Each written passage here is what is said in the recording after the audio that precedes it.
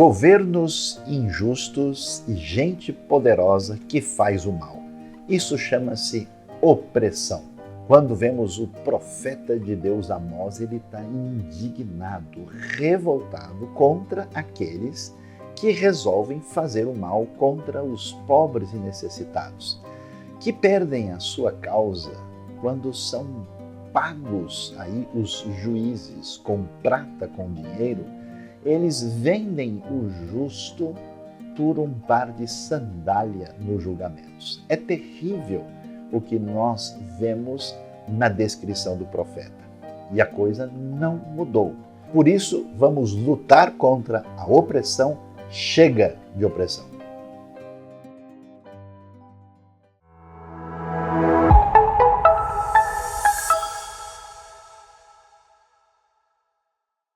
Bem-vindo a mais uma celebração da IBNU. É muito bom estar reunido com você, ainda que de forma virtual, esperando que, de alguma maneira, o Espírito do Senhor nos una nesse ato de adoração, de gratidão, de louvor a Deus por todas as coisas que Ele tem feito por nós. Por isso eu convido você a fazer isso com a sinceridade do seu coração e com toda a sua devoção em adoração ao Senhor.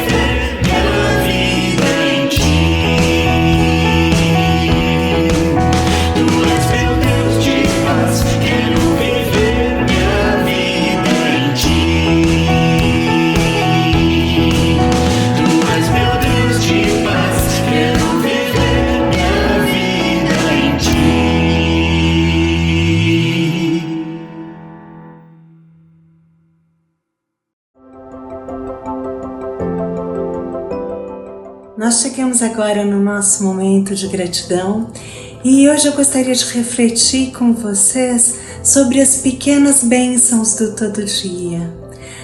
Nós geralmente, quando pensamos em gratidão, vamos buscar grandes coisas ou fatos maravilhosos para agradecer, e eles acontecem nas nossas vidas.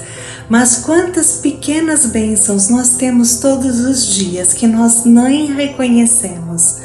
O nosso planeta continua no lugar, a gravidade continua funcionando, o ar que nós respiramos, o nosso corpo, para o nosso corpo funcionar perfeitamente, são tantos detalhes que têm que estar sincronizados. Então, a cada dia de vida, a cada respiração, são tantas bênçãos que nós recebemos do Senhor no nosso dia a dia e outras que nós nem percebemos. E eu quero reconhecer também a presença do Senhor e agradecer por essas pequenas bênçãos que nós não nos lembramos.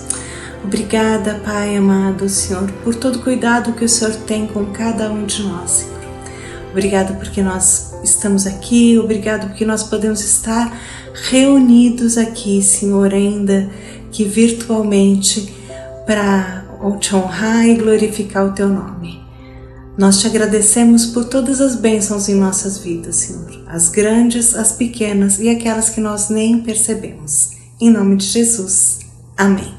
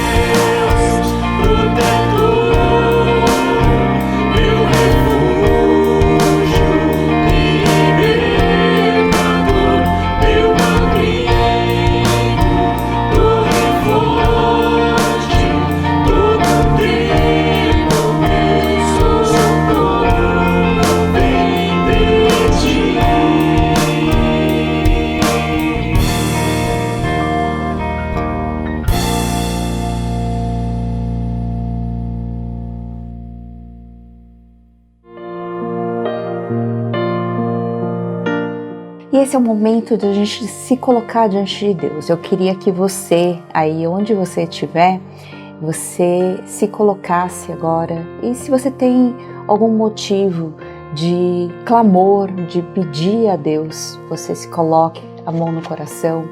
E se você tem algum motivo de gratidão também, algum motivo de louvor a Deus, também você se coloque agora diante dele. Então nós vamos orar juntos, em comunidade aqui, para que realmente a gente não só, apesar de estarmos longe uns do outro, a gente também esteja juntos em oração e clamor diante de Deus. Vamos orar? Senhor Deus, nós nos colocamos e nesse momento nos colocamos diante de Ti, Pai, de vários lugares do mundo, de vários lugares do Brasil, Senhor, e juntos como um corpo, como uma só comunidade, Senhor Deus, unidos em oração, nós colocamos os nossos motivos, seja em qualquer área, Senhor Deus, que o Senhor conhece a cada um, as dificuldades de cada um, o Senhor conhece, Senhor, o momento de crise de cada um, mas também o Senhor conhece, Senhor, o coração que está grato, um coração que está exultante diante de Ti, Senhor Deus, por tanta coisa que o Senhor tem feito, e nós colocamos juntos diante de Ti. Senhor, alcança, coloca a Tua mão sobre as necessidades de cada um, e também, Senhor Deus, recebe a nossa adoração e a nossa gratidão nesse momento.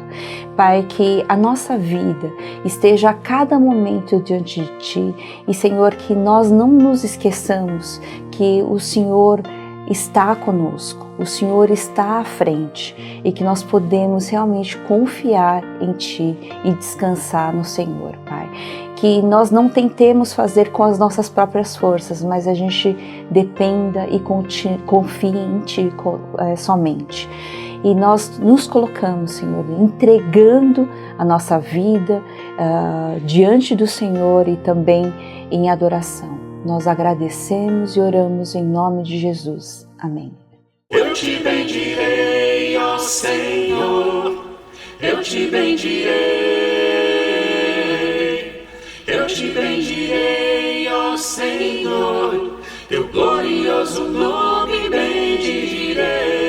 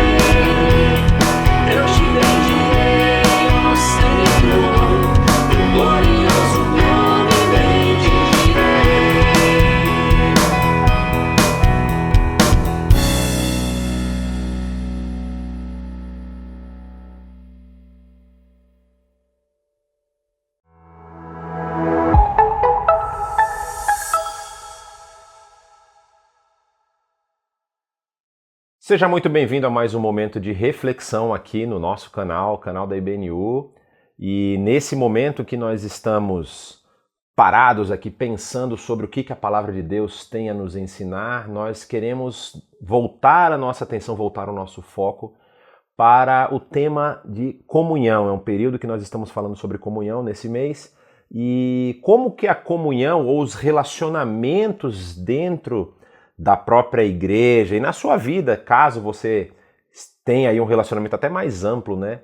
Eles podem ser benéficos ou até mesmo maléficos para você, no sentido de você influenciar ou talvez até mesmo ser influenciado pelas relações que você faz, pelos relacionamentos que você desenvolve com aqueles que estão ao seu redor.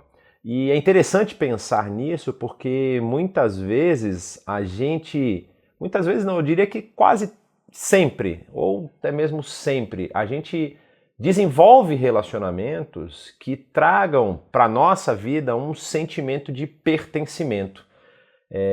E por conta desse sentimento de pertencimento, ou dessa necessidade de pertencermos a um grupo, pertencermos a uma certa coletividade aí de pessoas, a gente pode incorrer num erro de não perceber quais caminhos esse grupo está tomando.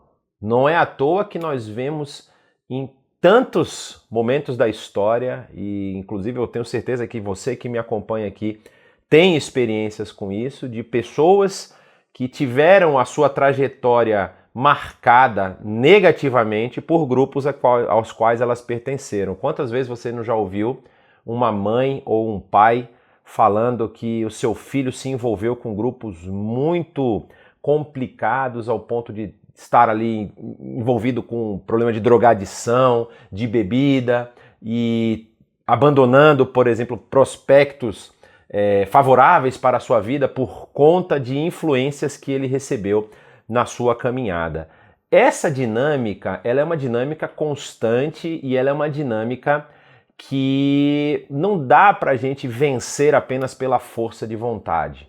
A gente precisa realmente de convencimento, de entender o nosso papel, entender a nossa posição, tanto como indivíduos como dentro do grupo que nós percebemos e avaliar se o caminho que nós estamos fazendo é um caminho de, vou chamar assim, de prosperidade, e aqui eu não estou falando exatamente de prosperidade financeira, mas de produzir coisas positivas e boas, ou se é um caminho que traz problemas, traz resultados que são nocivos para a minha própria saúde, para a minha própria integridade, para a minha parte psicológica e principalmente no que nós estamos querendo apontar aqui, para o reino. Será que as minhas relações de comunidade, de comunhão, elas são benéficas para o reino? Elas reproduzem, elas demonstram esse amor de Deus que a Bíblia vai falar em tantos momentos lá para as outras pessoas? Ou será que o que eu estou buscando nos meus relacionamentos é um tipo de ganho pessoal, de ganho inclusive financeiro pessoal, cujo resultado pode ser muito mais perigoso e devastador para mim e para aqueles que estão ao meu redor? Talvez você pensou, então ele deve falar lá sobre as cartas paulinas, Paulo que escreveu para muitas igrejas e ele sempre tentando corrigir uma coisa ou outra de comportamento, mas eu queria falar sobre um texto que não é tão trabalhado assim, porque ele demonstra justamente como as influências do passado, as decisões do presente vão afetar o meu futuro. A gente não está preso a uma carga, vamos dizer assim, geracional, nós não estamos presos a uma sequência de fatos, vamos dizer assim, causados há 2, 3, 4 gerações atrás, o que muita gente considera ou chama de maldição hereditária. Isso o texto bíblico não defende, inclusive combate isso.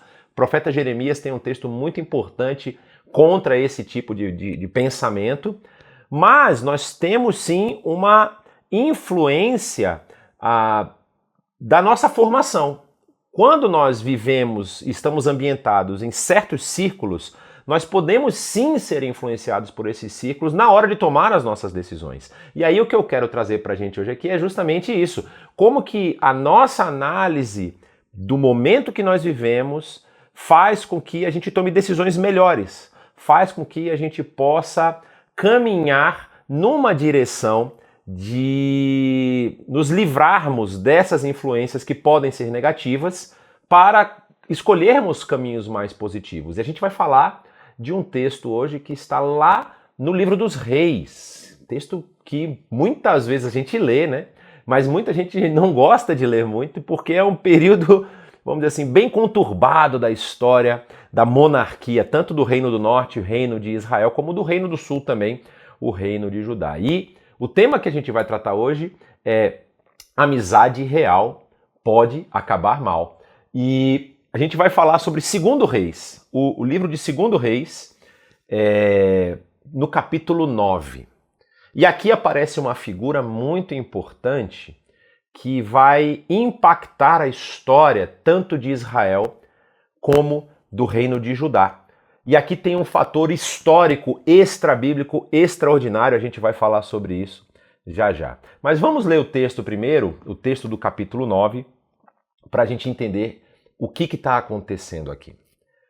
Quem está, antes da gente ler o texto, é importante isso. Nós estamos naquele período em que os dois profetas sequenciais muito conhecidos, um inclusive vai se tornar o paradigma da profecia ou do profetismo de Israel, que é o profeta Elias.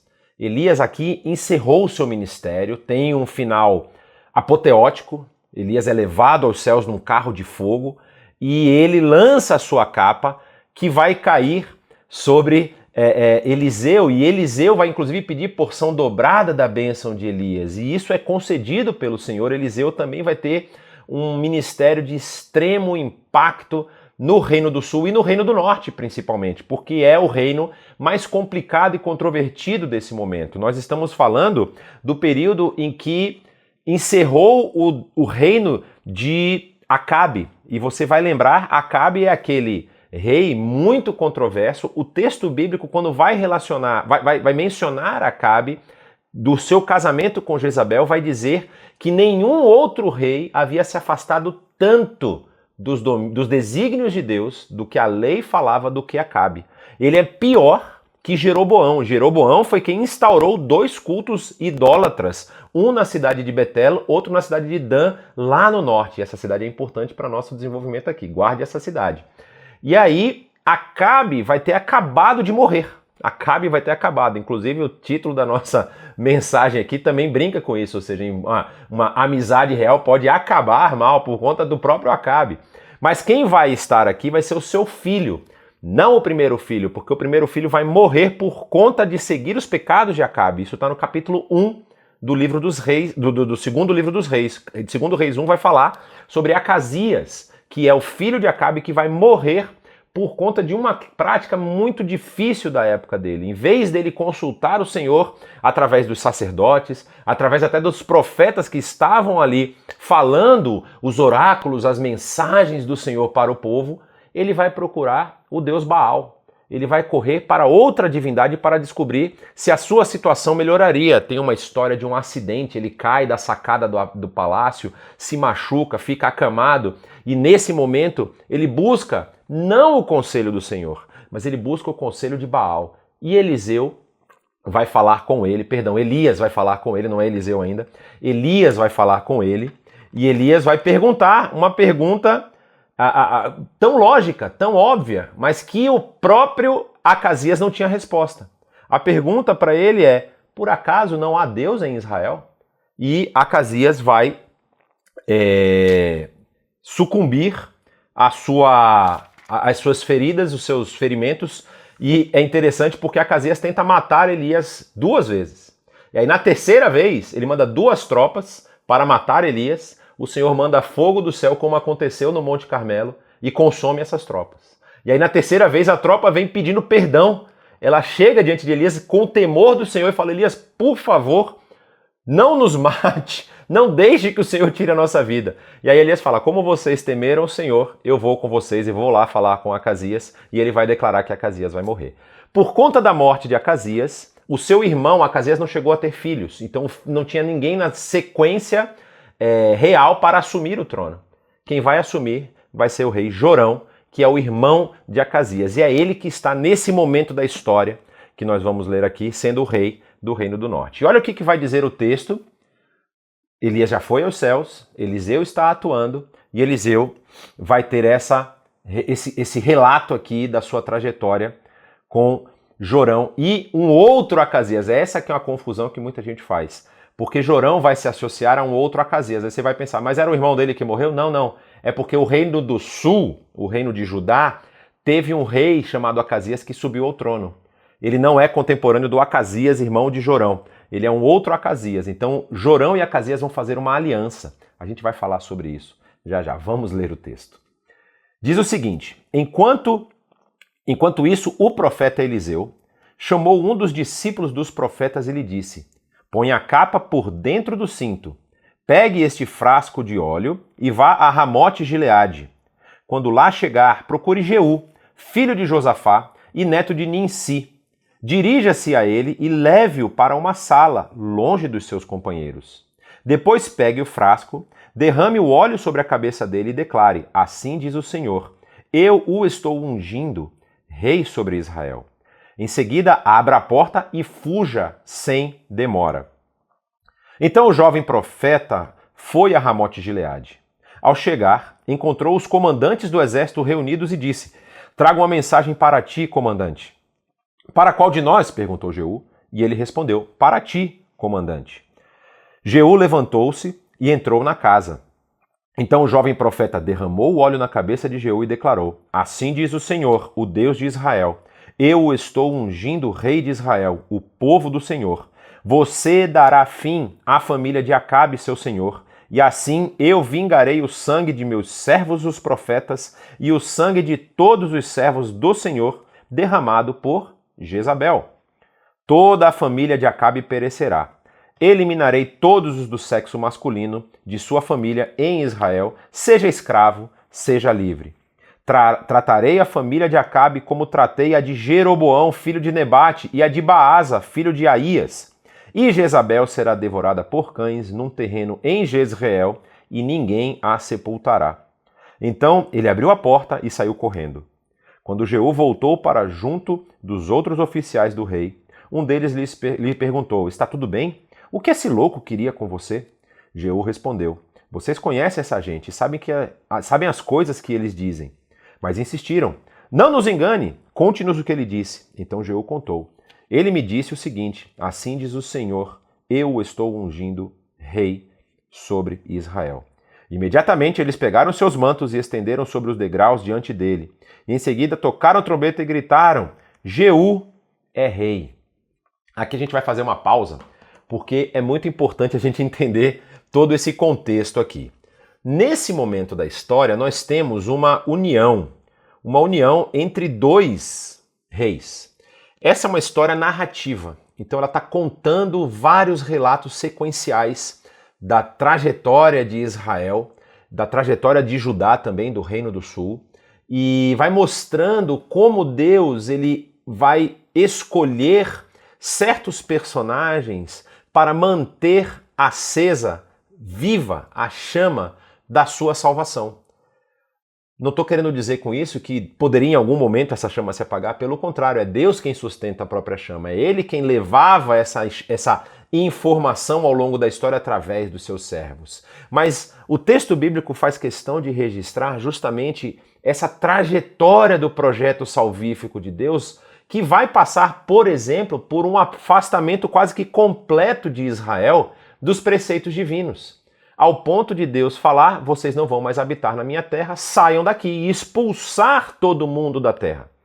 E aí, nesse momento até da expulsão, que vai acontecer no final do livro do 2º Reis, também vai acontecer nas crônicas, a Crônicas vai contar esse trecho, vai haver um remanescente fiel. Vai haver um grupo que não se afastou do Senhor. Inclusive, nós temos o grande profeta Daniel, que pertence a uma casta real ali do povo do Reino do Sul, e que não vai abandonar os preceitos do Senhor ainda no cativeiro.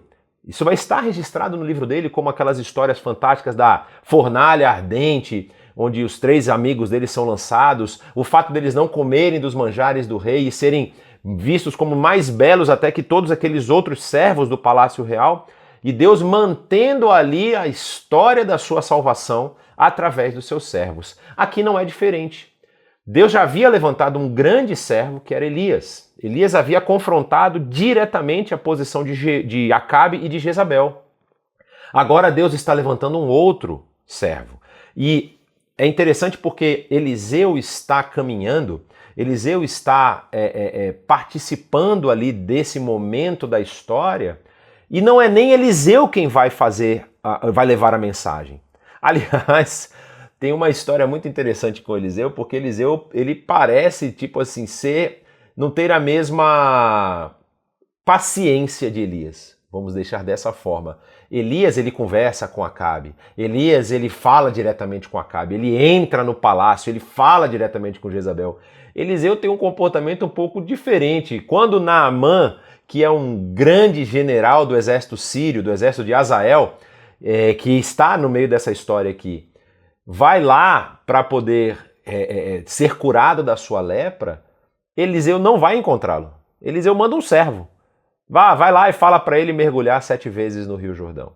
Aqui de novo, Eliseu não vai ao encontro de Jeú. Eliseu manda um servo do profeta para ir lá para Ramote-Gileade, que é bem distante da região onde ele estava mais ou menos na região de Jericó. Ramote-Gileade fica nas montanhas do que hoje é a Jordânia. E aí ele manda esse servo lá e o servo vai fazer o serviço do profeta. Então, assim, esses personagens, eles estão narrando essa história. Só que o que isso tem a ver com comunhão? O que isso tem a ver com os relacionamentos que a gente desenvolve? O relacionamento problemático aqui não é o relacionamento de Eliseu com esse servo, por exemplo, ou com Eliseu com qualquer outro rei da sua época. É justamente essa união problemática, não divina, entre os dois reinos, Reino do Sul e Reino do Norte. O que eles queriam? Eles queriam lutar contra os assírios, não contra os assírios, contra a Síria especificamente, Damasco.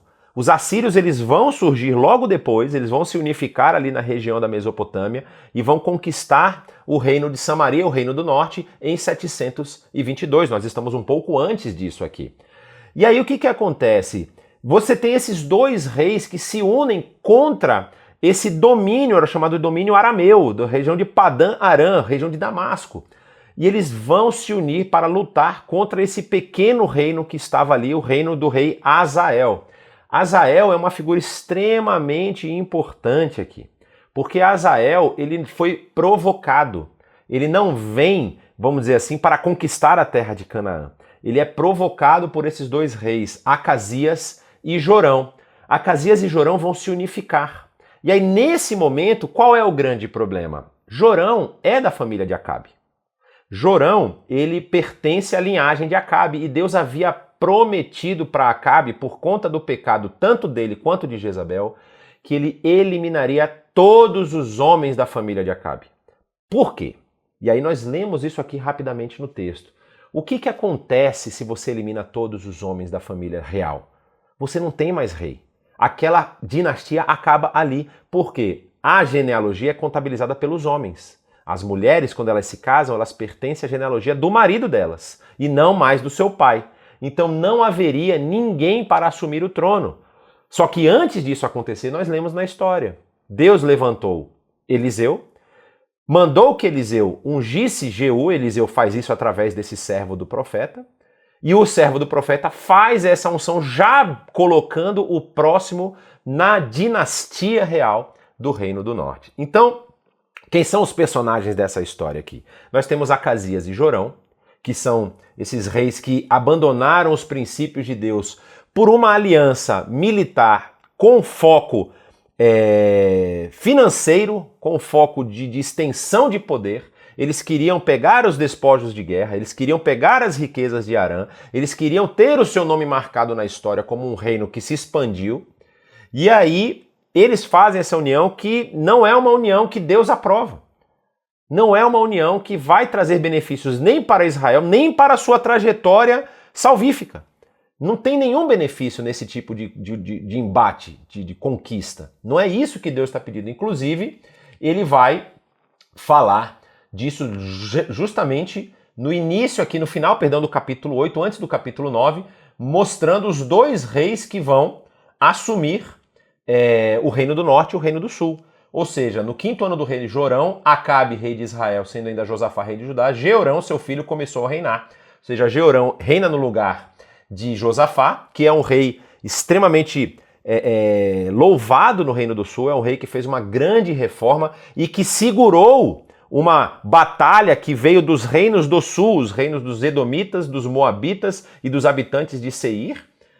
E depois que Jeorão assume o Reino do Sul, ele vai falecer e Acasias vai ser o rei no lugar dele. Então Acasias assume o reino no Reino do Sul, assume o Reino do Sul e Jorão já estava como rei do Reino do Norte. E só para vocês terem noção, quando Acasias vai ser rei, vai ser no 12º ano do reinado de Jorão, filho de Acabe. Então é nesse momento da história que os dois reis aparecem e eles vão sair em guerra. Olha só, Acasias aliou-se a Jorão, filho de Acabe, e saiu à guerra contra Azael, rei da Síria, em Ramote-Gileade. Jorão foi ferido e voltou a Jezreel para recuperar-se dos ferimentos sofridos em Ramote na batalha contra Hazael, rei da Assíria. Acasias, rei de Judá, foi a Jezreel visitar Jorão, que se recuperava de seus ferimentos. Então essa aliança foi uma aliança terrível. Deus não abençoou essa aliança. Eles foram lutar contra Hazael.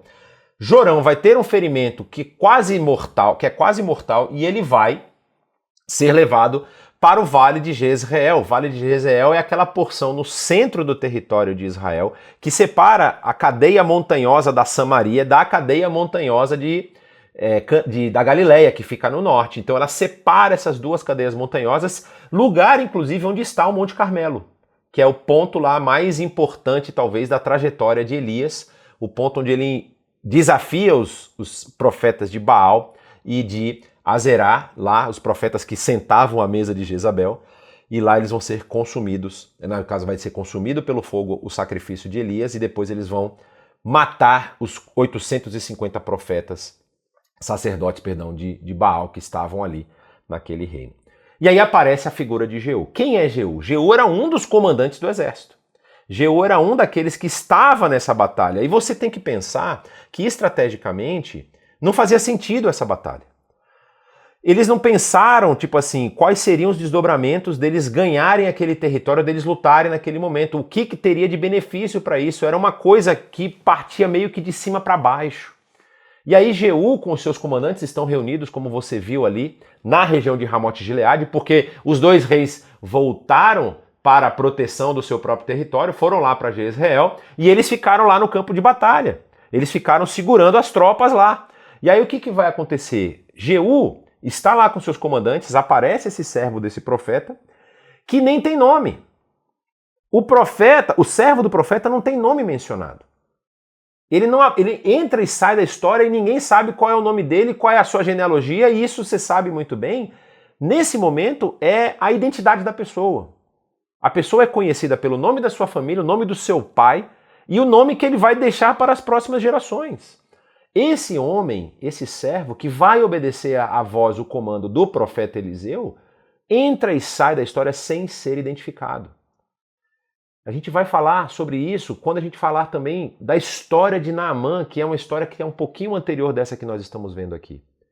E é tão interessante a gente perceber isso, porque quando Jeú está lá e aparece esse homem sem identificação, sem um nome expresso na história, vai transformar a história não apenas de Jeú, como a história de todo Israel. Às vezes a gente pensa que nos nossos relacionamentos de comunhão, nas nossas caminhadas, a gente precisa ter o nosso nome conhecido. Ou, melhor ainda, a gente precisa se relacionar com pessoas que vão nos colocar em evidência e em destaque. Eu vou buscar relacionamentos que me elevem, que me façam me sentir melhor, que me tragam destaque diante do grupo que eu estou e até para as outras pessoas. Não é algo que a Bíblia se interessa tanto. Se fosse tão importante assim você ter o seu nome propagandeado nos 4 cantos do mundo, esse servo aqui que transforma a trajetória de Israel naquele momento teria o seu nome expresso em placas de pedra. Não, nele nem é citado. Quando a gente vai lembrar da história de Naamã, ele é um dos generais, assim como Jeú é um dos generais, dos comandantes do exército aqui de Jorão e Acasias, Naamã, ele é um dos generais de Azael. Ele é um dos homens importantes ali do exército sírio, do exército de Damasco. E o que vai acontecer? Ele vai desenvolver uma doença de pele que muitas vezes é traduzido por lepra. A gente não sabe exatamente se é realmente uma lepra ou se tem alguma outra designação específica. Normalmente hoje a tradução coloca doença de pele porque não sabe, a gente não consegue identificar exatamente o que era. Mas o texto bíblico diz que ele estava com essa doença de pele e ele já tinha visitado todos os sábios, os médicos da sua região, da sua época, e ninguém tinha resolvido o problema. E aí, assim como aparece na história esse servo do profeta, que não tem nome, aparece na casa de Naamã, uma escrava, que foi levada de uma dessas batalhas, de um desses combates de Azael contra o Reino do Norte. Num desses combates, essa menina é levada e ela se torna escrava de Naamã, trabalhando na casa de Naamã.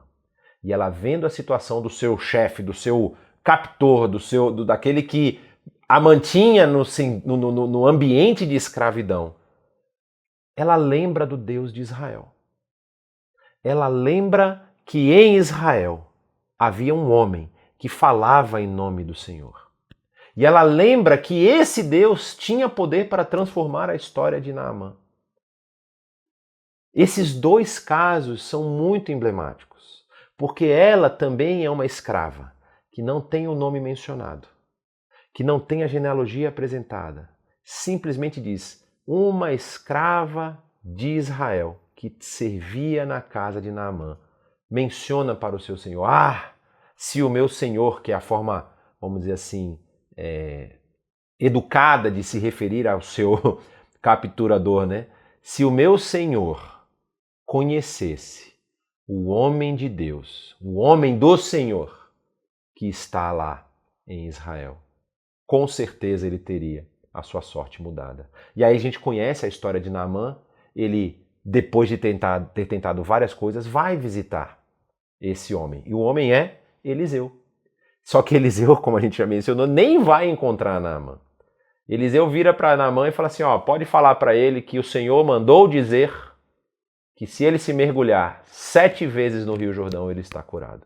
E há toda uma questão geográfica aqui muito importante, porque Naamã está muito próximo dos rios da Mesopotâmia. Os grandes rios Tigres e Eufrates são rios caudalosos, são rios que produzem nas suas margens ali uma condição de uma produção agrícola abundante. Não é à toa que várias civilizações sempre quiseram dominar aquela região.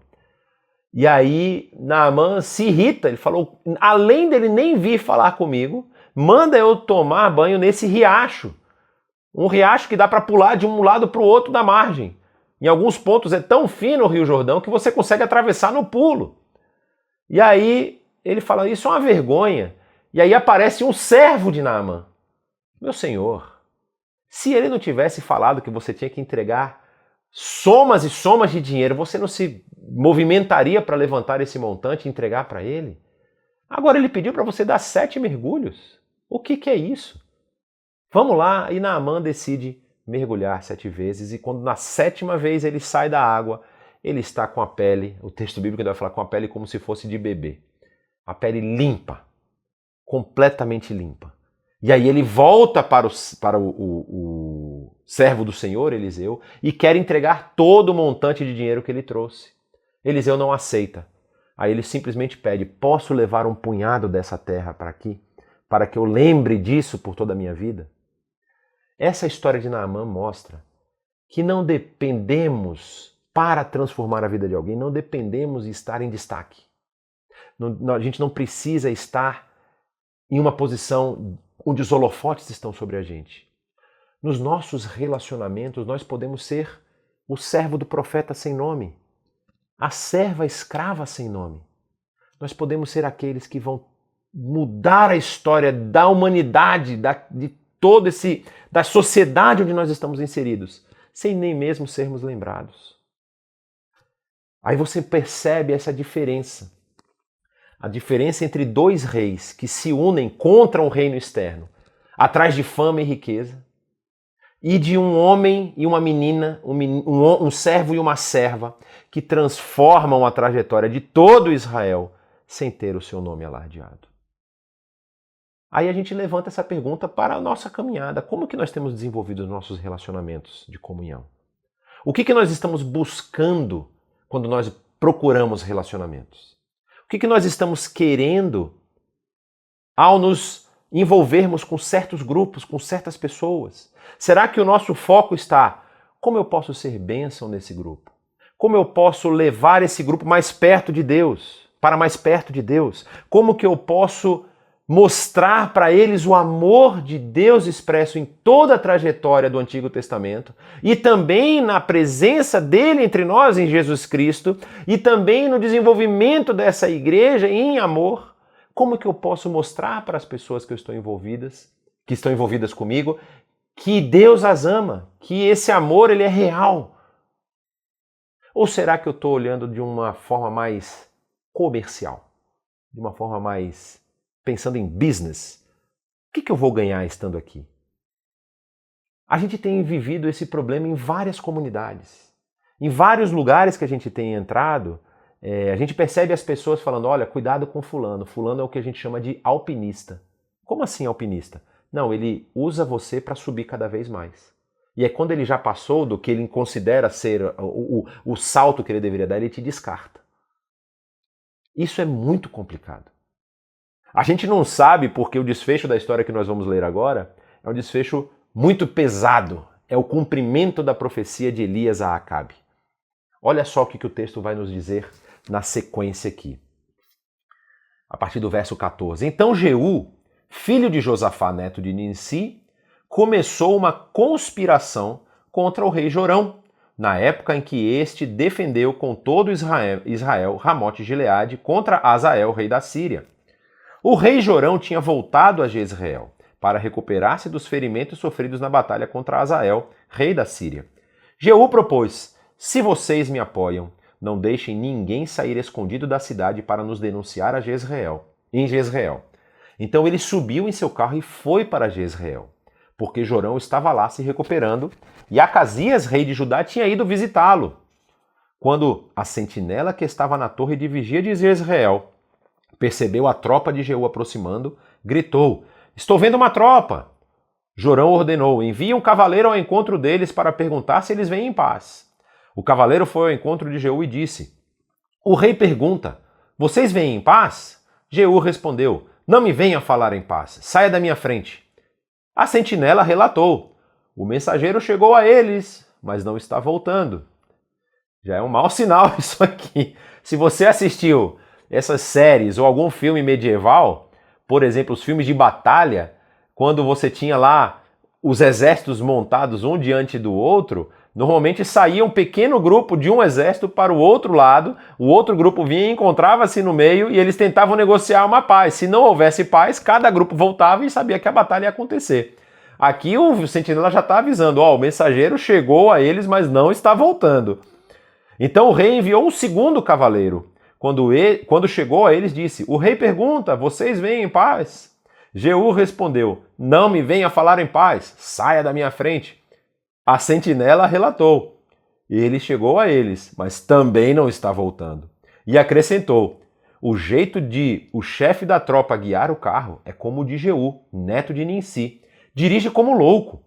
Jorão ordenou que preparassem seu carro de guerra.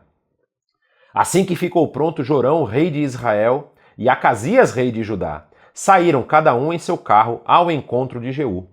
Eles o encontraram na propriedade que havia pertencido a Nabote de Jezreel. Uma pequena pausa aqui, se você quiser ler aqui os capítulos anteriores, você vai descobrir que Nabote tinha uma vinha e Jezabel queria a vinha de Nabote, só que Nabote não queria passar para eles, não queria vender porque era a vinha dele.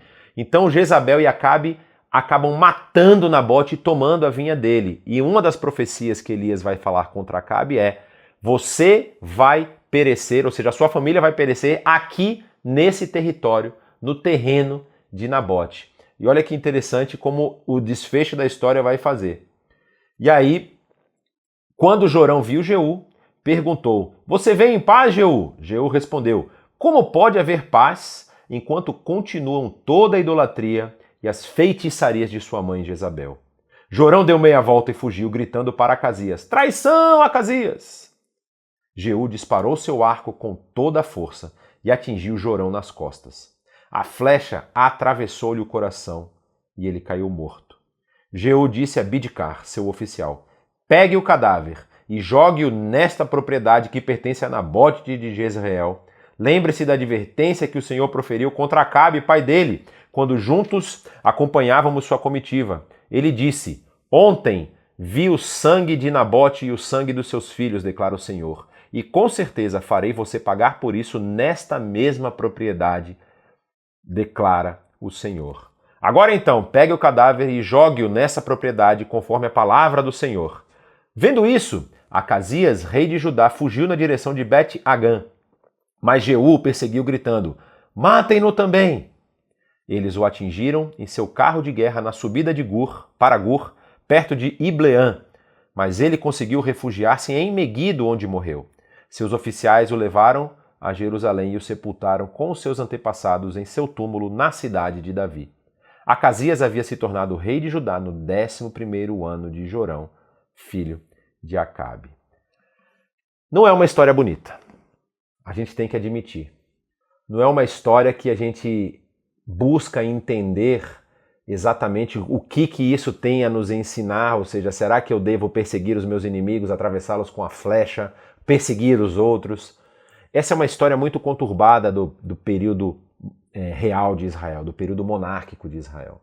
Essa é uma história que demonstra como Israel e também Judá estava se afastando paulatinamente, gradativamente, dos preceitos do Senhor. Só que essa é uma história que tem um ponto de inflexão muito importante. As nossas escolhas dentro dos nossos relacionamentos têm consequências. Quando o servo do profeta decide ouvir o profeta Eliseu e correr até o outro lado, lá no campo de batalha, para falar com Jeú, a gente não sabe qual é o desfecho da sua vida. Mas a gente sabe que esse homem foi usado por Deus para a transformação da história de Israel. Jeú também vai ter consequências na sua trajetória. Jeú, nesse momento, foi ungido rei de Israel, reino do norte. Ele vai assumir o reino justamente nesse momento aqui, até porque a sequência do texto nós não vamos ler, mas ele fala justamente da morte de Jezabel. Jezabel vai morrer num acidente trágico, caindo de uma torre, e vai se espatifar no chão. E no momento em que eles vão correr atrás para pegar o corpo de Jezabel, já estão espalhados lá aquilo que foi prometido na morte dela, como a gente já leu. Então, a família de Acabe se encerra com Jeú. Jeú, ele é o cumprimento de uma promessa que Deus havia feito para Acabe e para Jezabel, eliminando todos os homens da sua casa. Mas Jeú também teve comportamentos muito complicados. Por exemplo, ele não eliminou toda a idolatria.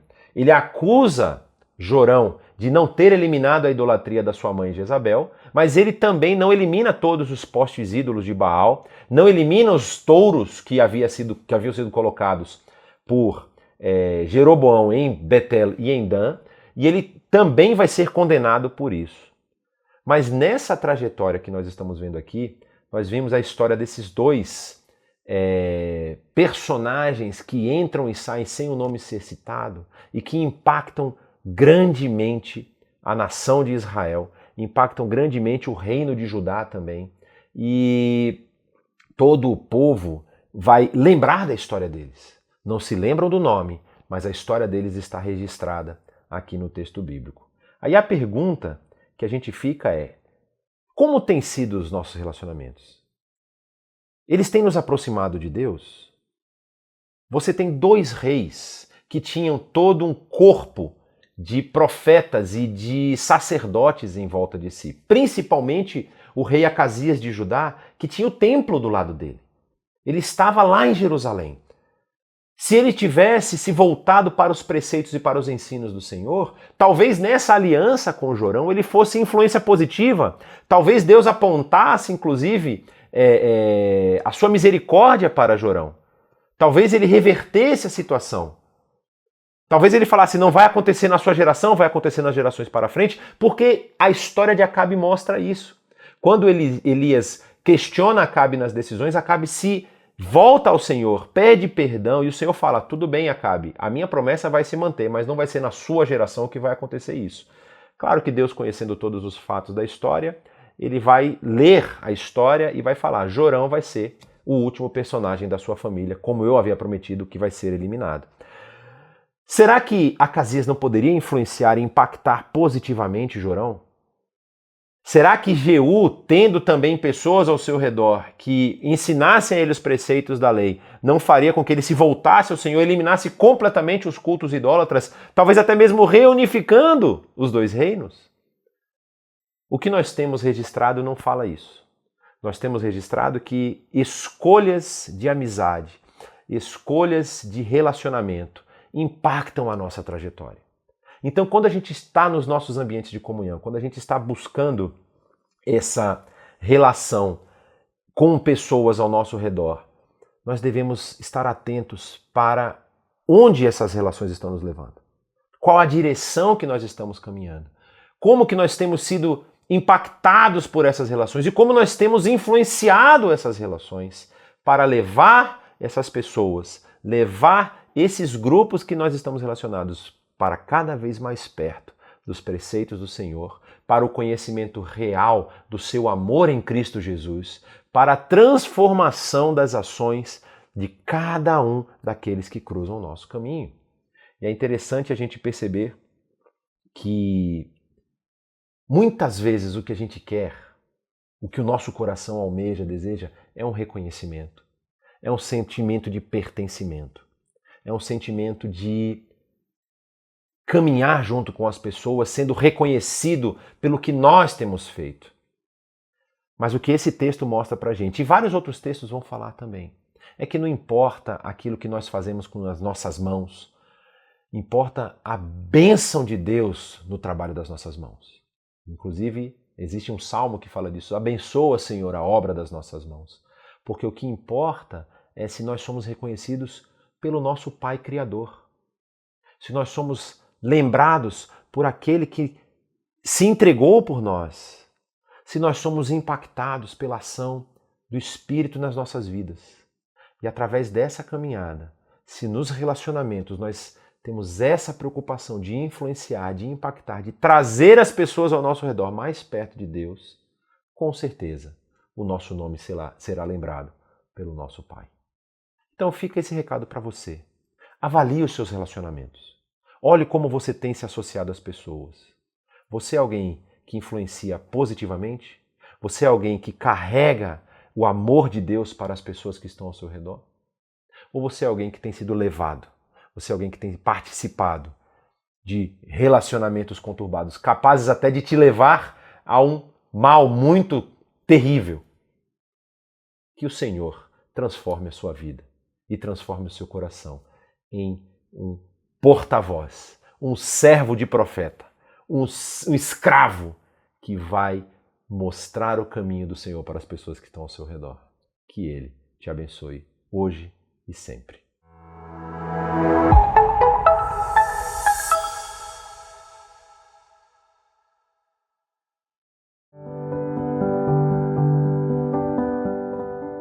Deus seja louvado por tudo que a IBNU tem feito e hoje estamos diante de um grande desafio.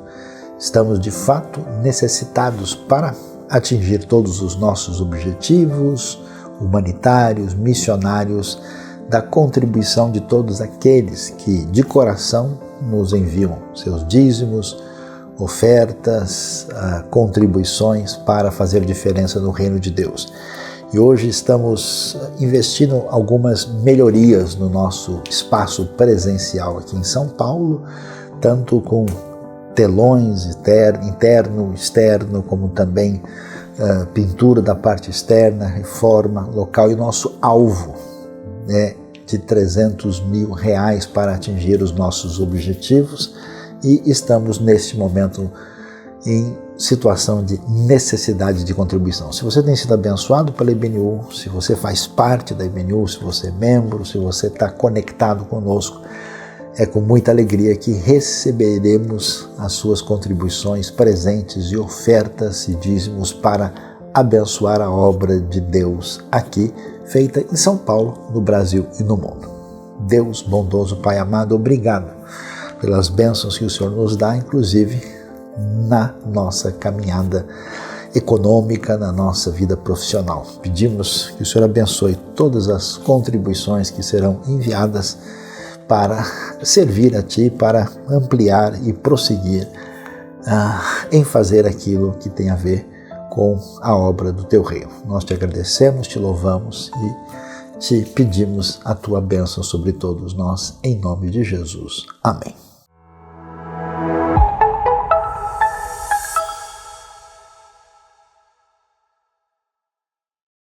Queremos te agradecer por estar conosco neste momento de celebração online. Afinal, é um momento tão gostoso podermos cantar juntos, louvar a Deus, adorá-lo, podermos escutar a sua palavra online, onde quer que estejamos. É tão especial.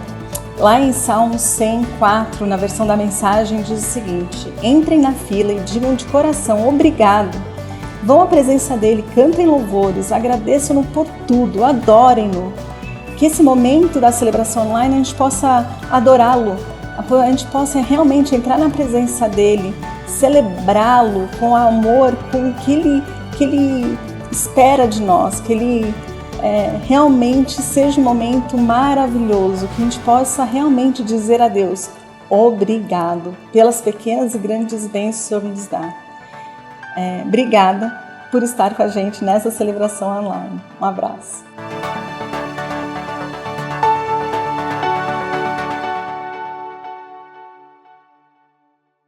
Eu te bendirei, ó Senhor, eu te bendirei. Eu te bendirei, ó Senhor, teu glorioso nome